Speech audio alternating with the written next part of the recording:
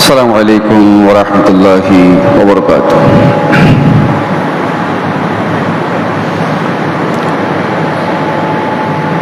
نحمده ونستعينه ونستغفره ونؤمن به ونتوكل عليه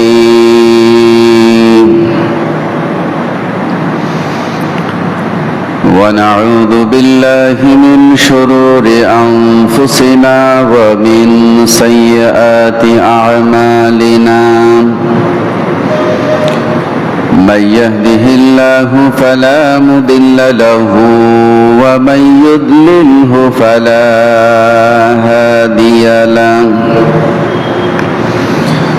ونشهد أن لا إله إلا الله وحده لا شريك له. ونشهد أن سيدنا وحبيبنا ومولانا محمدا عبده ورسوله الذي أرسله بالحق بشيرا ونذيرا وداعيا إلى الله بإذنه وسراجا منيرا. فقد قال الله سبحانه وتعالى في كلامه المجيد وفرقانه الحميد. أعوذ بالله من الشيطان الرجيم. بسم الله الرحمن الرحيم. إن الله وملائكته يصلون على النبي يا أيها الذين آمنوا صلوا عليه وسلموا تسليما. صلى الله على سيدنا محمد وآله وأصحابه وسلم. صلى الله على سيدنا محمد وآله. صلاة يا رسول الله عليكم سلام يا حبيب الله. کرو ہرگز نہ جنت کی تمنا جو مل جائے جگہ مجھ کو مدینہ. صلاۃ یا رسول اللہ علیکم سلام یا فدا جنت نبی پر ہو ولی پر نظر میرے مدینے کی گلی پر. صلاۃ یا رسول اللہ علیکم سلام یا. أما بعد فأعوذ بالله من الشيطان الرجيم. بسم الله الرحمن الرحيم.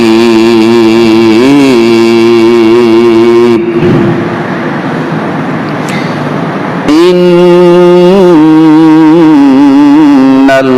الحسنات يذهبن السيئات ذلك ذكرى للذاكرين.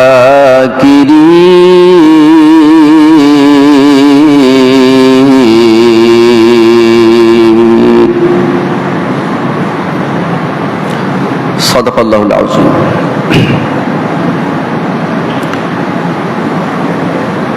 আজকের এই পবিত্র জমায় আগত সম্মানিত উলামায়ে কেরাম, মুরব্বিয়ানে আযম, প্রিয় মুমিন মুসলমান মুসল্লি ভাইরা, আসসালামু আলাইকুম ওয়া রাহমাতুল্লাহি ওয়া বারাকাতুহু। আল্লাহ পাকের দরবারে শুকরিয়া যে মহান রব্বুল আলামিন আজকের এই পবিত্র সময়ে জুমার নামাজ আদায়ের লক্ষ্যে অত্র বাইতুন নূর জামে মসজিদে উপস্থিত হওয়ার যে তৌফিক এনায়েত করেছেন, তার জন্য মহান মালিকের দরবারে শুকরগুজার করছি। আমরা সকলেই বলি আলহামদুলিল্লাহ। হাজারো দরুদ এবং সালাম জনাব মুহাম্মদ রাসূলুল্লাহ সাল্লাল্লাহু আলাইহি ওয়াসাল্লামের পবিত্র শানে পেশ করার মধ্য দিয়ে আজকের যে আলোচনা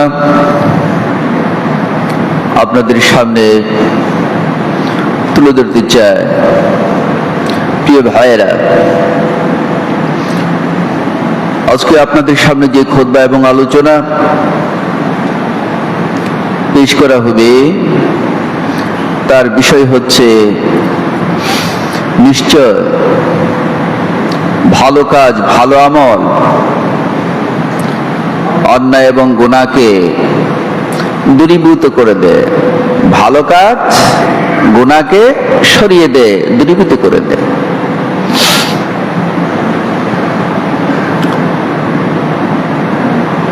বিষয়ের আলোকে আপনাদের সামনে পবিত্র কোরআনুল কারীমের সূরা হুদ থেকে একটি আয়াতের অল্প বিশেষ তেলাওয়াত করেছি। আল্লাহ পাক রব্বুল আলামিনের উপর ভরসা করে এই আয়াতকে সামনে রেখে বর্তমান পরিবেশ পরিস্থিতি, প্রেক্ষাপট এবং আমাদের করণীয় কি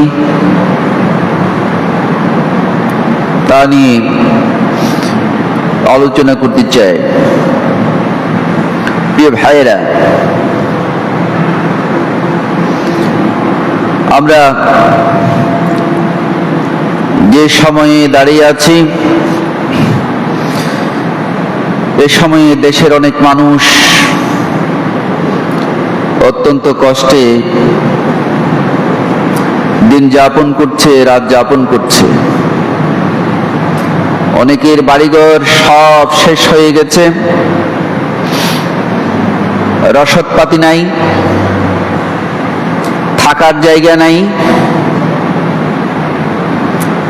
সব কিছু হারিয়ে নিঃস্ব হয়ে গেছেন। এরকম অসংখ্য লক্ষ লক্ষ মানুষ বর্তমানে সময়ে আমাদের দেশের বন্যা কবলিত জায়গা বিরাজ করছে। আল্লাহ পাক রব্বুল আলামিনের কাছে দোয়া এবং ফরিয়াদ করছি, আবেদন জানাচ্ছি, আল্লাহ পাক রব্বুল আলামিন যাতে এই পরিস্থিতি অল্প সময়ের মধ্যে স্বাভাবিক পর্যায়ে যাতে নিয়ে আসে, তার জন্য আল্লাহ পাকের দরবারে ফরিয়াদ করছি, দোয়া করছি। সকলে বলি আমিন। প্রিয় ভাইরা,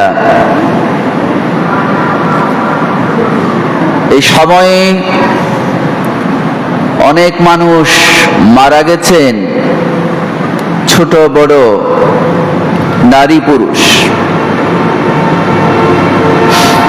পানিতে ডুবে কিংবা নানানভাবে বিপদের সম্মুখীন হয়ে ইন্তেকাল করেছেন, মারা গেছেন। আমরা সকলেই এই সব মৃত্যুবরণকারী যারা মারা গেছেন, আল্লাহ পাকের কাছে তাদের সকলের জন্য মাগফিরাত এবং জান্নাতের আবেদন করছি। সকলে বলি আমিন।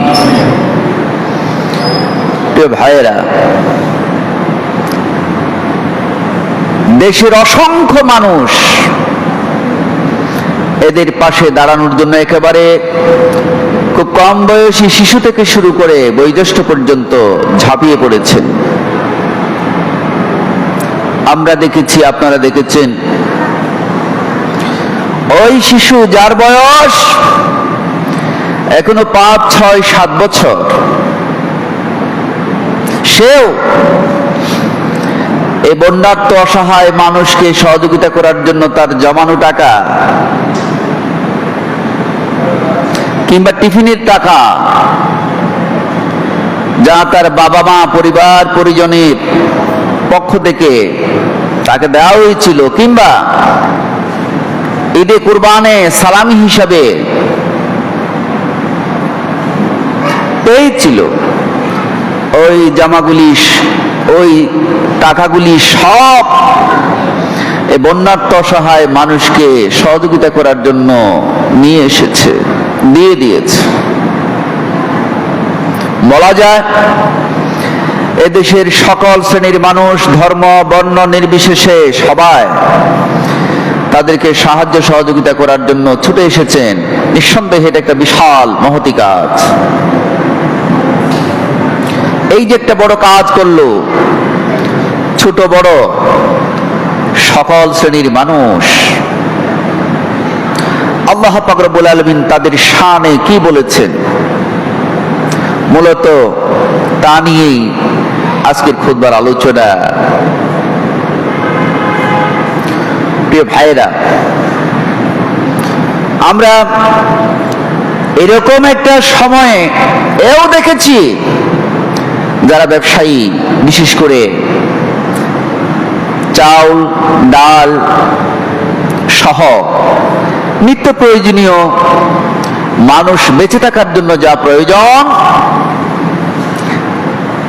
তার মূল্য আনুপাতিক হারে বাড়িয়ে দিয়েছে, এও আমরা দেখেছি। আমরা সকলেই দোয়া করি আল্লাহ পাক রব্বুল আলামিন যাতে এদের সকলকে হেদায়েত নসিব করে, সকলে বলে আমিন। যেখানে যে সময়ে দেশের সব শ্রেণীর মানুষ সহযোগিতা করার জন্য এগিয়ে যাচ্ছে, আমাদের ব্যবসায়ী ভাইয়েরা যারা, তারা লাভের হিসাব না করে অন্তত ন্যায্য মূল্যে নিত্য প্রয়োজনীয় পণ্য বিক্রি করতে পারত। হ্যাঁ, আলহামদুলিল্লাহ, সবাই সেরকম নয়, কিছু কিছু তার ব্যতিক্রম আছে। তবে যাই হোক, সর্বসাকুল্যে আমরা সকলেই সবার জন্য দোয়া করব, যারা অসহায় বিপদগ্রস্ত আর যারা সাহায্য সহযোগিতা নিয়ে এগিয়ে গেছেন, দৌড়ে গেছেন, ঝাঁপিয়ে পড়ছেন, তাদের জন্য আল্লাহ পাক রব্বুল আলামিনের কাছে দোয়া করব। আমরা দেখেছি যারা সাহায্য করার জন্য ছুটে গেছেন তাদের মধ্য থেকেও অনেকেই মারা গেছেন। আল্লাহ দেশের সকল শ্রেণীর মানুষের এই ত্যাগকে তুমি কবুল করে নাও, সকলে বলি আমিন। প্রিয় ভাইরা, আল্লাহ পাক রব্বুল আলামিন পবিত্র কোরআনুল কারীমের সূরা হুদের মধ্যে ইরশাদ করছেন, যারা মুমিন মুসলমান তাদের আল্লাহ পাক বলছেন, আউযু বিল্লাহি মিনাশ শাইতানির রাজীম, বিসমিল্লাহির রহমানির রহিম, ওয়া আকিমিস সালাতা তারাফাইন নাহার ওয়া যুলাফাম মিনাল লাইল ইন্নাল হাসানাতি ইউযহিবনাস সাইয়্যাত যালিকা যিকরা লিয-যাকিরিন। আল্লাহ পাক বলছেন, ও হে মুমিন মুসলমানেরা, আকিমিস সালাতা, তোমরা নামাজ কায়েম করো, নামাজ প্রতিষ্ঠা করো, তারফাইন নাহার, দিনের দুই প্রান্তে, তার মানে দুপুরের নামাজ আর আসরের নামাজ। ওয়া যুলাফাম মিনাল লাইল, আর রাতের কিছু অংশ, তার মানে মাগরিব, এশা, ফজর। এক কথায় ফজর, জোহর, আসর, মাগরিব, এশা দিন এবং রাতে যে প্রতিষ্ঠিত হয়, সংগঠিত হয়, সময় এসে হাজির হয়ে যায় এই নামাজগুলির। এই নামাজগুলি তোমরা যথাযথভাবে কায়েম করো, প্রতিষ্ঠা করো। নামাজ। এরপরে আল্লাহ পাক রব্বুল আলামিন বলছেন, ইন্নাল হাসানাতি ইউযহিবনাস সাইয়্যাত, নিঃসন্দেহে ভালো যত কাজ আছে, নেক আমল যত আছে, এই নেক আমলগুলি, ভালো কাজগুলি, ইউযহিবনাস সাইয়্যাত, বান্দা তোমার আমল নামার মধ্যে যে গুনাহগুলি আছে, অপরাধ, গুনাহ, পাপ রয়েছে, সেই পাপগুলি, গুনাহগুলি এই তোমার এই নেক আমলগুলি করার কারণে এক এক করে তোমার আমল নামা থেকে সবগুলি সরে যাবে। নেক আমল বদ আমলকে সরিয়ে দেয়, সওয়াব গুনাহকে সরিয়ে দেয়। আল্লাহ পাক রব্বুল আলামিন বলছেন, বান্দা নামাজ পড়া এটাও সওয়াবের কাজ, ভালো কাজ, নেক আমল। ঠিক তেমনি ভাবে অন্যান্য যে ভালো কাজগুলি আছে, ঈমান আনার পরে এই যে বিপদগ্রস্ত মানুষের সাহায্যার্থে ছুটে যাওয়া, সহযোগিতা করা, সম্পৃক্ত হওয়া, নানান ভাবে এগিয়ে যাওয়া, এটাও ভালো কাজ, নেক আমল, সৎ কাজ। এই যে কাজগুলি বান্দা, ঈমানদাররা তোমরা যে করছো, করে যাচ্ছ, এই কাজগুলির কারণে, এই আমলগুলির কারণে ইউযহিবনাস সাইয়্যাত, বহু বচন হাসানাত, হাসানাতুনের বহু বচন হাসানাত, সাইয়্যাতুনের বহু বচন সাইয়্যাত, একটা দুইটা নয়। বান্দা তুমি যত নেক আমল করবে, ভালো কাজ করবে, তোমার আমল নামা থেকে তত বদ আমল, গুনাহ, পাপ এক এক করে সরতে থাকবে, যেতে থাকবে। নেক আমল গুনাহকে থাকতে দেয় না। সুতরাং আল্লাহ পাক রব্বুল আলামিনের এই কালাম থেকে আমরা জানতে পারি, মুমিন মুসলমান যত নেক আমল করবে, মানুষ হিসাবে তো সাধারণত দুর্বলতার ঊর্ধ্বে নয়। অনেক সময় দুর্বলতার বশীভূত হয়ে গুনাহ হয়ে যেতে পারে, ভুল হয়ে যেতে পারে, অন্যায় হয়ে যেতে পারে। তার জন্য আল্লাহ রাব্বুল আলামিন আল্লাহর পয়গম্বরের মাধ্যমে কোরআনুল কারীম নাজিল করে তামাম পৃথিবীর মুমিন মুসলমানদেরকে জানিয়ে দিচ্ছেন, তামাম পৃথিবীবাসীকে জানিয়ে দিচ্ছেন, ও মুমিন মুসলমানরা, তোমরাও তো মানুষ, ভুল হতে পারে, অন্যায় হয়ে যেতে পারে, যেহেতু দুর্বল। সুতরাং এই ভুল শুধরানোর জন্য, গুনাহকে মার্জনা করানোর জন্য, পাপকে দূরীভূত করার জন্য বেশি বেশি নেক আমল করো, সওয়াবের কাজ করো। যত নেক আমল করবে তত গুনাহ সরে যাবে, যত ভালো কাজ করবে তত গুনাহ আস্তে আস্তে বিলুপ্ত হয়ে যাবে। এই যে কথা, এটা চারটিখানি কথা নয়, সকলেই এই যে ছোট্ট কথাটা বুঝতে পারবে না। আল্লাহ রাব্বুল আলামিন বলেন, যালিকা যিকরা লিয-যাকিরিন,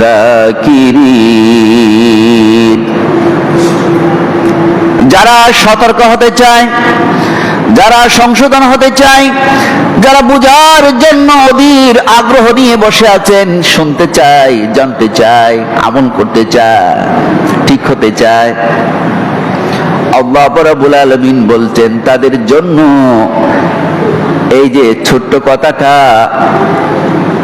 এক বিশাল এক উপদেশ বাণী, বিকরা উপদেশ লিদ্দাকিরিন, যারা উপদেশ গ্রহণ করতে চায় তাদের জন্য। আল্লাহর এই জমিনে যারা মুমিন মুসলমান ইমানদার সমাজ যারা রয়েছেন আমার ভাইয়েরা, তারা সব সময় 24টা ঘন্টা আল্লাহ পাক রব্বুল আলামিনের উপদেশ গ্রহণ করার জন্য, আল্লাহর পয়গম্বরের কথা শোনার জন্য, মানার জন্য প্রস্তুত থাকে। কারণ নিজেদের অজান্তে অনেক কিছু করে ফেলে, ভুলের কারণে করে ফেলে। যখন জানতে পারে এই কাজটা সঠিক নয়, এটা ভুল, এটা অন্যায়, তখন সাথে সাথে মুমিন মুসলমান সেখান থেকে নিজেকে সরিয়ে নেয়, ঠিক হয়ে যায়। যারা সচেতন, যারা বুদ্ধিমান, যারা উপদেশ গ্রহণ করতে চাই, আল্লাহ পাকের কালাম বলছে তারাই যালিকা যিকরা লিদ্দাকিরিন। ওই যে ইন্নাল হাসানাতি ইউযহিবনাস সাইয়্যাত, কোনো সন্দেহ ছাড়া, ইন্না নিঃসন্দেহে মুমিন মুসলমানের সমস্ত নেক আমল তার আমল নামার সমস্ত গুনাহকে সরিয়ে দেয়, দূরীভূত করে দেয়, আউট করে দেয়, তাড়িয়ে দেয়। এই যে কথাটা, এটা চারটিখানি কথা নয়, ছোট্ট কথা নয়, বিশাল এক উপদেশ আল্লাহ পাক রব্বুল আলামিন এখানে রেখেছেন। কাদের জন্য? লিদ্দাকিরিন, যারা উপদেশ গ্রহণ করতে চায় তাদের জন্য। আল্লাহর এই জমিনে উপদেশ গ্রহণ করার জন্য শ্রেষ্ঠ জাতি হচ্ছে মুমিন মুসলমান।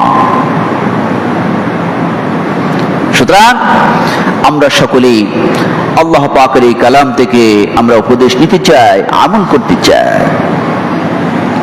প্রিয় ভাইরা, এরপরে আল্লাহ পাক রব্বুল আলামিন ইরশাদ করছেন, ওয়াসবির ফাইন্নাল্লাহা লা ইউদিহু আজরাল মুহসিনিন। আল্লাহ পাক বলছেন ওয়াসবির, ও মুমিন মুসলমান, এই যে ছোট্ট একটা উপদেশ দেয়া হলো, এটা অত সহজ নয়, যদিও বা দেখতে ছোট। নেক আমল করা, ভালো কাজ করা, এটা তো ছোট্ট না। এই নেক আমল করতে, ভালো কাজ করতে 24টা ঘন্টা তোমাকে জিহাদ করতে হবে, শয়তানের মোকাবেলা করতে হবে, শয়তানের বিরুদ্ধে তোমাকে জিহাদ করতে হবে, সাধনা করতে হবে, সংগ্রাম করতে হবে। কারণ 24টা ঘন্টা শয়তান আপনার পিছনে, আমার পিছনে, মুমিন মুসলমানদের পিছনে লেগে আছে।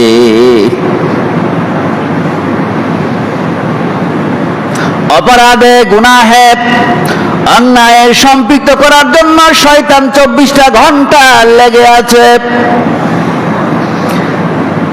এই শয়তানের এই প্রচেষ্টা থেকে নিজেকে দূরে রাখা ছোটখাটো কোনো ব্যাপার নয়, ধৈর্য ধারণ করতে হবে। অনেক বিপদ, অনেক কষ্ট, অনেক জটিল পরিস্থিতির সম্মুখীন হতে হবে। আমার ভাইয়েরা, তাই আল্লাহ রাব্বুল আলামিন বলছেন ওয়াসবির, ধৈর্য ধরো। এখানে সবরের প্রয়োজন আছে। নেক আমল করতে হলে সবরের প্রয়োজন আছে, কারণ তোমার জীবন হানির সম্ভাবনাও এখানে আছে। যদি তুমি সৎ পথে চলো, সত্য কথা বলো, তোমার প্রাণ চলে যাবার সম্ভাবনা আছে, তোমার সম্পদ হারানোর সম্ভাবনাও আছে, তোমার সন্তান হারানোর সম্ভাবনাও আছে। তাই ওয়াসবির, আল্লাহ রাব্বুল আলামিন বলেন তোমাকে ধৈর্যশীল হতে হবে।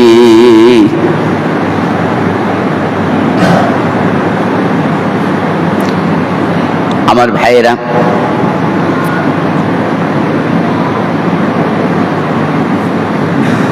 যেমন ছোট্ট একটা কথা এখানে তুলে ধরতে চাই। আল্লাহ আল্লাহ পাক রব্বুল আলামিনের জন্য নেককার বান্দা।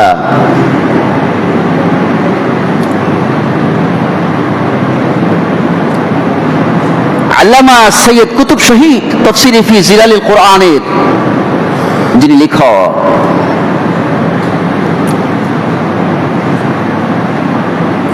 তাকে যখন মিশরের তখনকার সময়ের জালিম সরকার যখন গ্রেপ্তার করে জেলখানায় নিয়ে গিয়েছিল, ফাঁসির অর্ডার হয়ে যায়। কলমা পড়ানোর জন্য রীতিমতো একজন হুজুর মৌলবী সেখানে হাজির হয়, সাধারণ রসম ভাবে। তখন মৌলবী সাহেব আল্লামা সৈয়দ কুতুব শহীদ রাহিমাহুল্লাহ তাআলা আলাইহি বলেন, মাওলানা একটু পরেই তো আপনার ফাঁসি কার্যকর হয়ে যাবে, সরকারের পক্ষ থেকে হুকুম হয়ে গেছে, অর্ডার হয়ে গেছে, সুতরাং আমি রাষ্ট্রের পক্ষ থেকে এসেছি আপনাকে কলেমা পড়ানোর জন্য, আপনি একটু কলেমা পড়ুন, প্রয়োজন হলে উজু করে নিতে পারেন, একটু কলেমাটা পড়ুন, আমার মুখে মুখে কলেমা পড়ুন। তখন মাওলানা সহজ সরল ভাষায় জবাব দিলেন, দেখো মৌলবী সাহেব, আমাকে কলেমা পড়ানোর জন্য আপনি এসেছেন,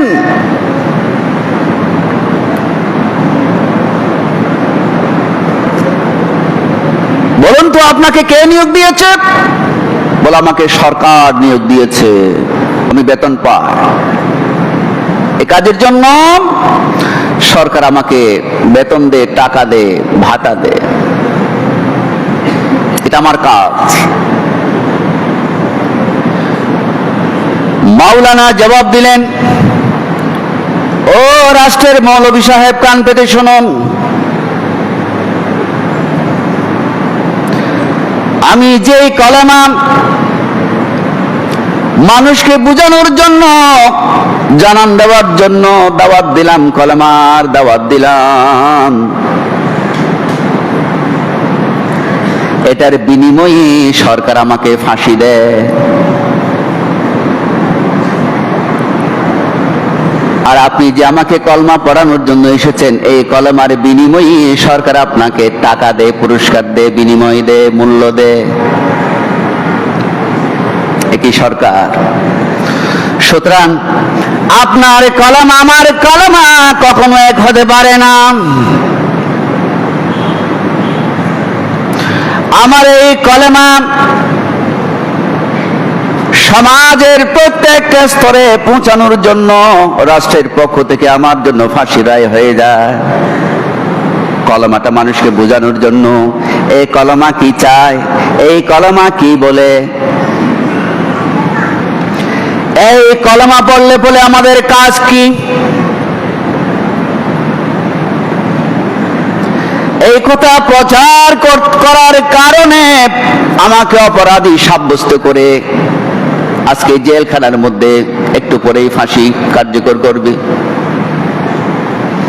অথচ এই কলেমা আল্লাহর হক প্রতিষ্ঠা করার জন্য, আল্লাহর কথা মানুষকে পৌঁছানোর জন্য, আল্লাহর কথাগুলি সমাজে প্রতিষ্ঠিত করার জন্য আমি দাওয়াত দিয়েছিলাম, প্রচার করেছিলাম। কলেমার দাওয়াত সেটাই। আর অথচ আপনার যে কলেমা, আমার যে কলেমা, দুই কলেমার মধ্যে আসমান এবং জমিন ফারাক রয়েছে, তফাৎ রয়েছে।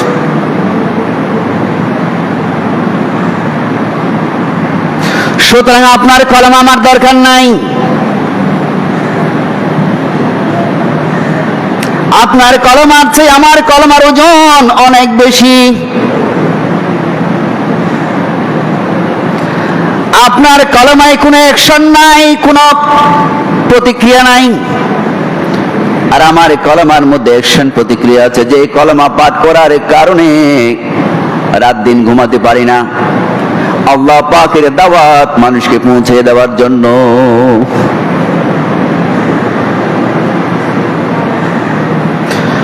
আর মোমেন মুসলমান সব সময় উজু রাখে, পবিত্র পাক পবিত্র থাকে, উজুর দরকার নাই আমার। আমি ওযু অবস্থায় আছি। একজন মুমিন মুসলমান সব সময় ওযু অবস্থায় থাকার জন্য চেষ্টা করে, বাড়ি থেকে যখন বের হয় ওযু করেই বের হয়। কারণ রাস্তাঘাটে, গাড়ি ঘোড়ায়, পথে যে কোনো সময় মারাও যেতে পারে। তার জন্য মুমিন মুসলমান খেয়াল করে, আমি ওযু অবস্থায় আল্লাহ পাক রব্বুল আলামিনের কাছে ফিরে যেতে চাই। অথবা নামাজের সময় হয়ে যেতে পারে, পানির ব্যবস্থা নাও থাকতে পারে, ওযুর ব্যবস্থা নাও থাকতে পারে, সময় হলে পরে যাতে নামাজটা পড়ে ফেলতে পারি ওযু রাখে। আর ওযু থাকলে পরে মানুষ অন্যায় করতে পারে না, সংকোচ বোধ করে, মিথ্যা বলতে পারে না, গুনাহ করতে পারে না, অপরিচ্ছন্ন থাকতে পারে না। সবসময় পরিষ্কার পরিচ্ছন্ন থাকার জন্য একজন মুমিন মুসলমান চেষ্টা করি।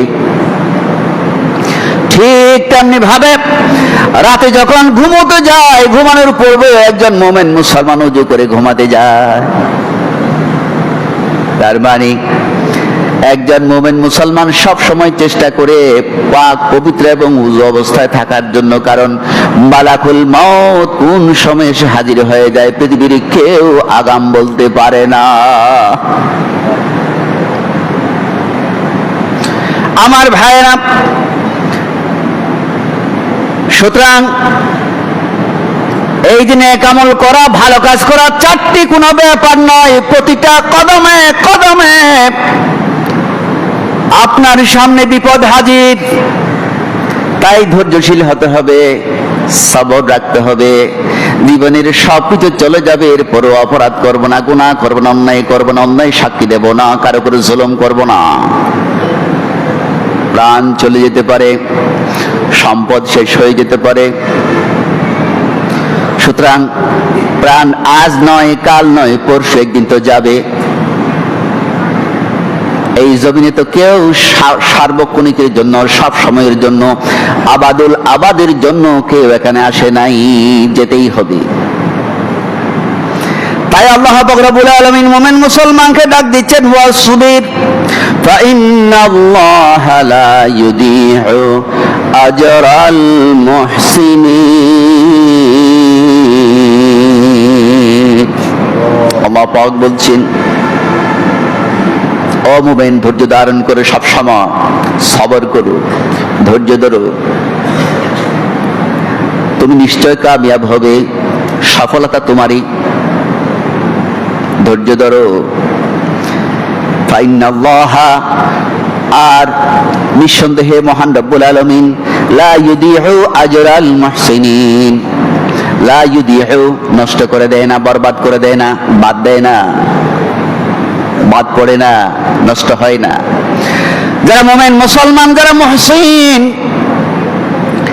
এভাবে সব সময়ে যারা সবর করে ধৈর্যশীল হিসাবে এই জমিনে থাকে, আল্লাহ রাব্বুল আলামিন বলেন, ও মুমিন, ও মুসলমান, ও মুহসিন, আমি রব্বুল আলামিন তোমার কোনো আমল, তোমার কোনো নেক আমল আমি নষ্ট করে দেব না।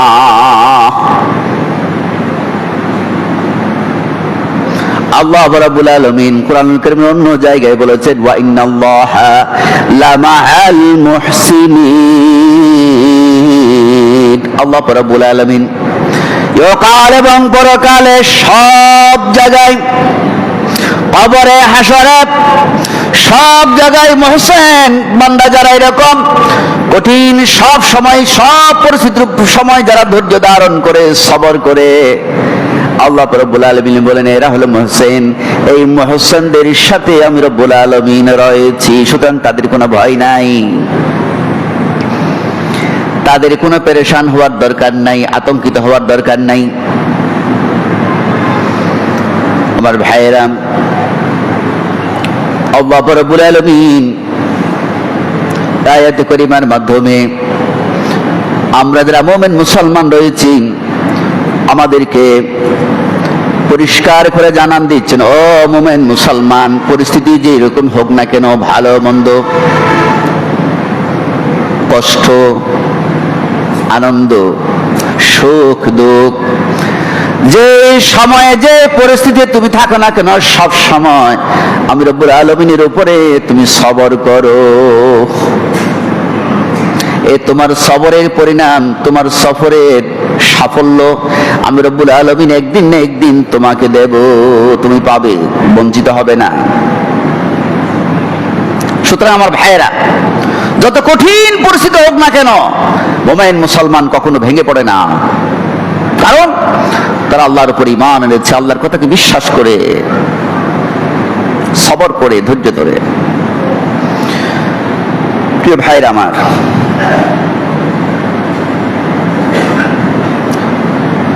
রাসূল করিম সাল্লাল্লাহু আলাইহি ওয়াসাল্লামের একটা হাদিস আপনাদের সামনে একটু তুলে ধরতে চাই। আল্লাহর পয়গম্বর সাইয়্যিদুল আম্বিয়া জনাব মুহাম্মদ রাসূলুল্লাহ সাল্লাল্লাহু আলাইহি ওয়াসাল্লাম ইরশাদ করেছেন, হাদিসটা ইমাম হযরত আবু হুরায়রা রাদিয়াল্লাহু তাআলা আনহু রওয়ায়াত করেছেন এবং ইমাম নাসাই রাহমাতুল্লাহ আলাইহি হাদিসটা সংগ্রহ করেছেন। আল্লাহর পয়গম্বর বলছেন, ক্বালান নবী সাল্লাল্লাহু আলাইহি ওয়াসাল্লাম লিল মুমিনি আলাল মুমিনি সিত্তু খিসালিন। একজন মুসলমানের উপরে আরেকজন মুসলমানের 6টা হক আছে, অধিকার। হক এটা অধিকার, পাওনা। ব্যাখ্যা ছাড়া এই 6টা হক আপনাদেরকে আমি শুধু একটু করে জানাই দিতে চাই। এর মধ্যে প্রথম যে হক সেটা হলো ইয়াউদুহু ইযা মারিদা। একজন মুসলমান অসুস্থ হলে পড়ে, রোগাক্রান্ত হলে পড়ে তাকে দেখতে যাওয়া, তাকে দেখতে যাওয়া, খবরাখবর নেওয়া। তার মানে যতটুকু সম্ভব অভাবী হলে, গরিব হলে সহযোগিতা করা, দেখতে যাওয়া আর সহযোগিতা করা। যদি সহযোগিতা নেওয়ার মতো ব্যক্তি হয়। এরপরে ওয়ায়াশহাদুহু ইদা মাতা, আর যখন কোনো মুমিন মুসলমান মারা যায় তাহলে তার জানাজায় শরীক হওয়া, উপস্থিত হওয়া, দাফন কাফনে উপস্থিত হওয়া, শরীক হওয়া, এগিয়ে যাওয়া। এরপর ওয়ায়ুজিবুহু ইদা দাআ, আর যখন কোনো বিপদ আপদে ডাকবে, কোনো কঠিন পরিস্থিতির সম্মুখীন হলে যখন ডাকবে, আহ্বান করে সাহায্য চাই, সহযোগিতা চায়, তখন তার ডাকে সাড়া দেওয়া। এরপরে ওয়ায়ুসাল্লিমু আলাইহি ইদা লাকিয়া, সাক্ষাৎ হলে পরে তাকে সালাম দেওয়া, আসসালামু আলাইকুম ওয়া রাহমাতুল্লাহ, সালাম দেওয়া। প্রিয় ভাইরা, প্রত্যেকটা এই হক অধিকারের মধ্যে ব্যাপক আলোচনা আছে। এই যে সালাম দেওয়া, এটার মানে বুঝেন? আমরা একজন মুসলমান আরেকজন মুসলমানের সাথে সাক্ষাৎ হলে পরে সালাম দিই, আসসালামু আলাইকুম ওয়া রাহমাতুল্লাহ, আল্লাহর পক্ষ থেকে আপনার উপরে রহমত এবং শান্তি বর্ষিত হোক। তার মানে আমি আপনার কল্যাণকামী, মঙ্গল কামনা করি। সালামের অর্থ এই যে আমার পক্ষ থেকে আপনার কোনো ক্ষতি হবে না, এই ঘোষণা দিচ্ছে, এই নিশ্চয়তা আমি আপনাকে দিচ্ছি। এটার মানে সালাম। আমি আপনার কোনো ক্ষতি করবো না, আপনি নির্ভয়ে নিশ্চিন্তে থাকতে পারেন আমার ব্যাপারে, আমার দ্বারা আপনার কোনো ক্ষতি হবে না। সালামের মর্মানি হচ্ছে সেটা। যেমন নামাজের মধ্যে সালাম দেয়, আসসালামু আলাইকুম ওয়া রাহমাতুল্লাহ ডান দিকে, আবার বাম দিকে আসসালামু আলাইকুম ওয়া রাহমাতুল্লাহ বাম দিকে। তার অর্থ কি? তার অর্থ হলো এই, আমার ডান দিকে যত মুমিন মুসলমান নামাজ আদায় করছো, আমি তোমাদের ঘোষণা দিচ্ছি, ও মুমিন মুসলমান আমার ভাইরা, আমার পক্ষ থেকে তোমাদের কোনো ক্ষতি হবে না, এই ঘোষণা দিয়ে দিচ্ছি।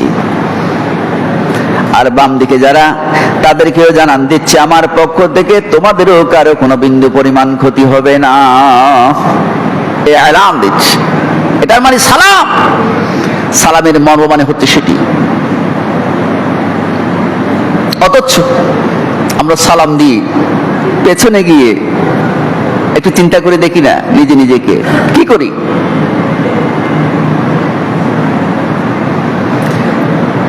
আমার ভাইরা, এরপরে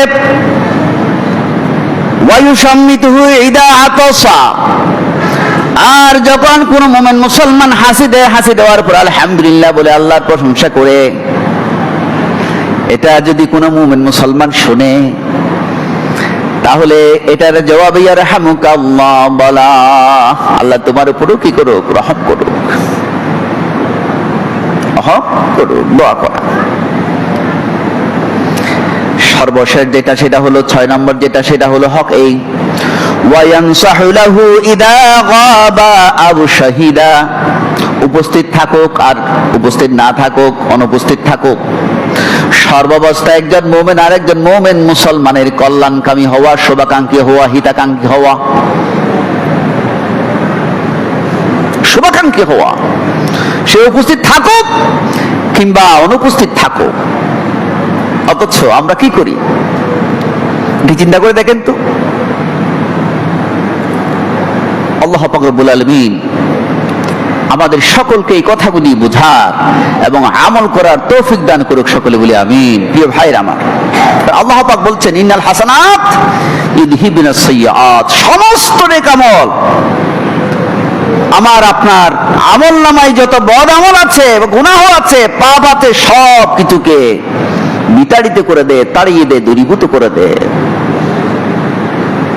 তাই আমরা সব সময় চিন্তা করব, সার্বক্ষণিক আমাদের চিন্তা থাকবে বেশি বেশি নেক আমল করা, কখনো কোন অবস্থাতে গুনাহের সংস্পর্শে না যাওয়া। আল্লাহ পাক আমাদের সকলকে বুঝার এবং আমল করার তৌফিক দান করুক, সকলে বলি আমিন। আসসালামু আলাইকুম ওয়া রাহমাতুল্লাহি ওয়া বারাকাতুহু।